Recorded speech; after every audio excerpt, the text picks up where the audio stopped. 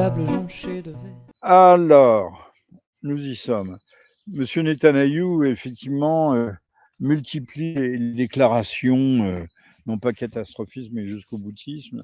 Et là, la communauté internationale commence un petit peu à paniquer. 143 États à travers le monde, dont la France, c'est une première, ont voté en faveur de la reconnaissance d'un État palestinien. C'est-à-dire que beaucoup pensent à travers le monde, puis maintenant le flou, le barrage est rompu peut-être, qu'il est temps d'arrêter les frais. On nous parle des morts du Hamas, mais comment les dénombre-t-on? Comment fait-on le distinguo entre un vrai civil et un vrai combattant terroriste? C'est difficile à dire. Alors, il y a combien? Il y a pour un combattant du Hamas éliminé, il y a 100 civils, 150, 200 civils. Tout ça n'a pas beaucoup de sens. Si, ça a un sens, mais c'est un sens catastrophique. Et donc, M. Netanyahou est quand même un peu le feu aux fesses, là. Je l'ai vu, ce qui est inhabituel, il avait coiffé sa kippa pour bien rappeler qu'il parle au nom du peuple hébreu dans sa totalité, qu'il est le garant de sa vie, de sa survie. Mais c'est lui qui met en péril l'État d'Israël par son comportement, hein. Tout le monde qui croit encore à la fable des otages, oui, il resterait 90 otages en vie. On peut espérer, et je le souhaite de tout cœur, qu'ils regagnent prochainement, très rapidement, leur foyer et retrouvent leurs proches. Ceci dit, il y a dans les géoles israéliennes 3 000, 4 000, 4 500 détenus administratifs, c'est-à-dire des gens qui n'ont pas été incarcérés pour des délits manifestes, mais simplement sont des lettres de cachet.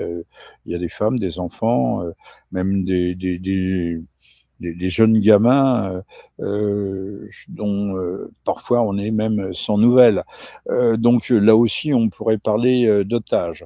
Arrêtons de ce strabisme divergent qui fait qu'on ne veut pas. Je voyais une scène de ménage sur CNews l'autre soir avec la pauvre petite Eugénie Bastier, non, et Pascal Praud aussi, dans tous ses états et en plein émoi. Ah non, je ne peux pas vous laisser dire ça. Aucune comparaison n'est possible. On peut pas. C'était Dominique Jamais, l'ancien patron rédacteur en chef du Quotidien de Paris, mais celui qui avait présidé à la construction de la grande bibliothèque et qui avait oublié que les livres sont dévorés par le soleil, donc il avait fallu rajouter sur ces grandes façades à l'intérieur des volets de bois. Pour vous dire, mais enfin bon, l'homme ne manque pas de bonne volonté et il essayait de dire quelque chose. Vous pouvez aller sur la vidéo et voir Pro qui entre en transe littéralement. On voit bien qu'il y a quelque chose aussi qui ne tourne pas rond chez nous, mentalement parlant, du point de vue du bon sens, de la raison et de la morale. Qu'on aime ou qu'on n'aime pas les Palestiniens, il faut savoir si le traitement auquel ils sont soumis depuis 75 ans est totalement et parfaitement juste. Donc, M. Netanyahou s'enfonce, mais c'est normal. Au moment même où les États-Unis, mais là, très timidement, M. Biden nous dit qu'il ne livrera plus de grosses bombes, enfin, il continue à approvisionner à flux continu, et qu'il serait peut-être temps de s'arrêter. Disons-le, redisons-le, erarum humanum est, perseverare diabolicum. Monsieur Netanyahou fait montre d'une persévérance diabolique, même satanique, qui est tout à fait hors pair. Maintenant, beaucoup, j'entendais des Israéliens dire et répéter, mais M. Netanyahou ne veut pas céder. ne veut pas céder parce qu'il sait que c'est la case-prison qui l'attend pour ses concussions, ses malversations à la sortie de son poste actuel de Premier ministre.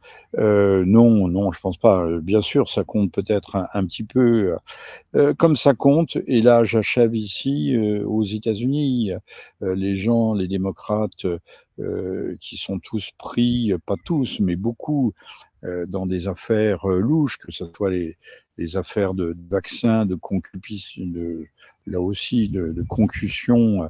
N'oublions pas que madame, von der Leyen n'a jamais produit les fameux textos échangés avec, monsieur Bourla, patron de Pfizer, pour des achats qui se montaient à plus de 40 milliards d'euros. C'est quand même extraordinaire. Donc ça se faisait par texto, hein. Il n'y avait pas de contrat, il n'y avait pas de commission qui se réunissait, d'experts, de hauts fonctionnaires. Non, non. Ça se passait de gré à gré entre l'un et l'autre. Aux États-Unis, là aussi, ils ont chaud aux fesses.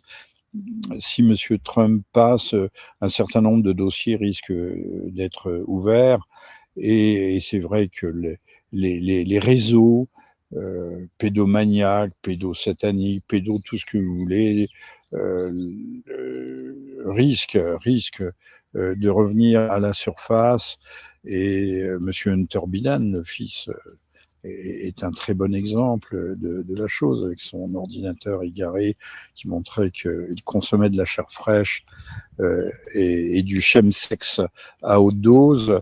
Les élites occidentalistes sont, en grande partie pourries.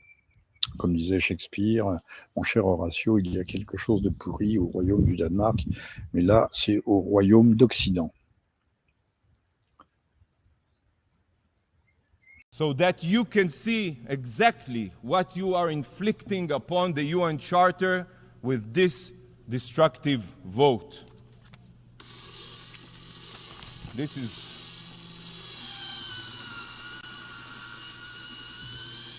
You are shredding the UN Charter with your own hands.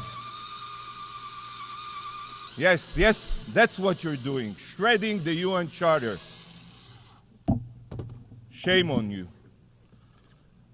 Thank you, Mr. President.